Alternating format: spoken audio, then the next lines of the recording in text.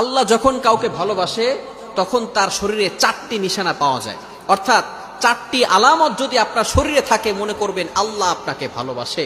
4টি নিশানা। 1 নাম্বার হচ্ছে যাদেরকে আল্লাহ তাআলা দ্বীনের সঠিক জ্ঞান দান করেন তাদেরকে আল্লাহ তাআলা মহব্বত করেন।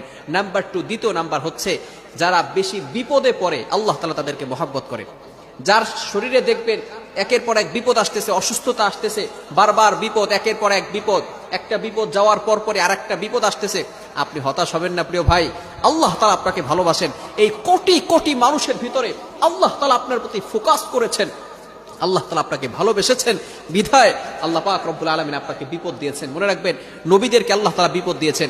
ইব্রাহিম আলাইহিস সালাম খলিলুল্লাহ এবং মিল্লাতা আবিকুম ইব্রাহিম, যিনি সকল মুসলিম উম্মাহের সকল মুসলমানদের পিতা এবং সকল মুসলমানদের লিডার নেতা, সুতরাং ইব্রাহিম আলাইহিস সালামকে আল্লাহ তাআলা সবচেয়ে বেশি কষ্ট দিয়েছেন।